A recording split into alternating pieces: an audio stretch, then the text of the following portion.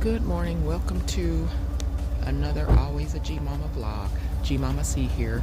Yes, to the hospital for another procedure, and I had a stent placed about a month ago in the pancreatic duct because that was going to help alleviate a lot of the pain and suffering and acute flare-ups I have.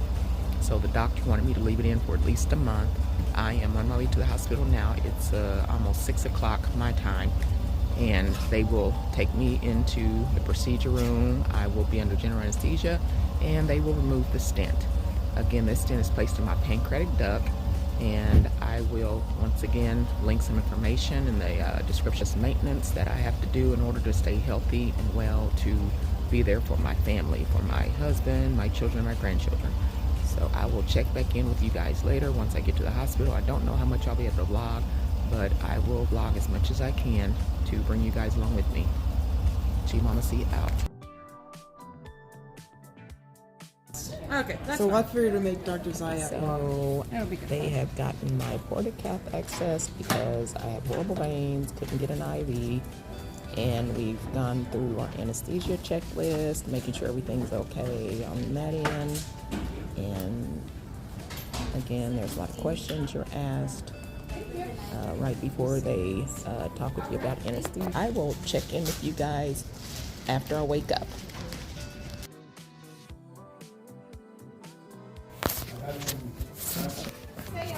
So I woke up from my procedure and a stent was replaced, and it will got on its own.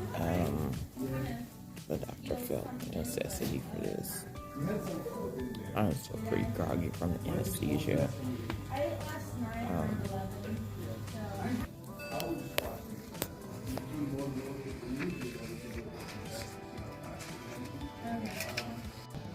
This has been quite the morning. As I have told you in the past, I have chronic pancreatitis, and mine is due to a stricture in my pancreatic duct, and it's not due to alcoholism, which is the most common cause of pancreatitis. And I have been on this journey for 30 years, and it's just another treatment for that. Y'all, I am so dizzy and out of it from the anesthesia. The most important thing and the takeaway from this is make sure you know your medical history. If you've been through procedures, outpatient surgeries, procedures, medical history is very important because they can curtail your anesthesia based on your medical history. And I am like seeing doubles and bouncing around, but again, I wanted you guys to see the reality of what happens when you go through procedures or surgeries like portacath. So I dropped my phone, and as I was saying that, I am still pretty out of it, just kind of bouncing around all over the place. I was just to make sure that you are stable, that you don't have any complications from anesthesia. I was a little nauseous because I have post-anesthesia nausea, so they got that under control. And so we'll stay here for a couple of hours, and then they'll release me to go home. The doctor did a temporary stent into my pancreatic duct, and he said this one will take care of itself, and then I'll see him in the office in about a month. Just he was diagnosed through emergency treatment, and the doctor there assumed I was an alcoholic and really just treated me with pain medication, sent me home, and took me to see my family doctor. I did see my family doctor, and my family doctor at that time was very, very good. He was older. He had a brilliant history and was a true scientist and went into scientific mode, and knew that I wasn't an alcoholic because pancreatitis is mostly attached to alcoholism, and he knew I didn't have gallbladder disease. And so he just went into scientific mode, trying, because at the time I was in my 20s, had this disease. And so after many doctors, about 10 GI specialists over the years, I had one really good GI specialist that decided that after tests I had a stricture in my duct and probably was born that way, and had decided that maybe that was the cause of my disease agony. Now 2023, 30 years later, I'm still battling this, dealing with this. Y'all, I've been on a roller coaster ride, ups and downs. And at one point, I didn't even know if I would even still be here, because I've had some near-death experiences battling this disease. And that's why when I became a grandmother, to me, and I tried to enjoy it, take the good with the bad, the ups and the downs, because of everything I go through with my health. At the end of the day, I don't let it stop me from my grandparenting duties and parenting, but I still have to go through things like this to make sure that I am healthy and that I'm here for the grandchildren. Y'all, this is to sign off, and I will check back in with you guys once I am ready to go home.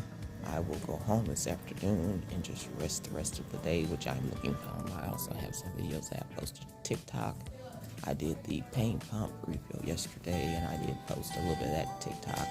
And so I'm going to try to combine this with my pain pump refill yesterday.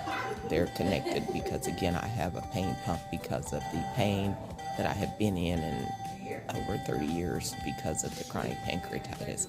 And again, I'm going to link information in my struggle. My grandchildren encouraged me to start this YouTube channel because I do have a journey. I'm a grandmother first and foremost, but I also am a person who has struggled to be here for my family. I've dealt with medical issues, many medical issues, but the pancreatitis has been at the front and center of my journey through life. I do have a better quality of life than I had 30 years ago when I was first diagnosed. I went in and out of hospitals. At one point, I stayed in the hospital 2 whole months, y'all. I went in the winter, came out in the spring.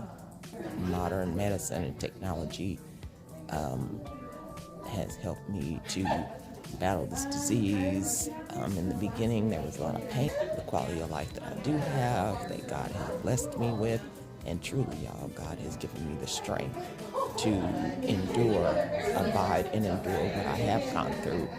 So hope know that all is not lost when you have medical issues, that you can get the help that you need, get the right doctors, and get back on the right track to good health and wealth. And again, I will check back in with you guys when I have come around. Oh, that's what my blood pressure is right now.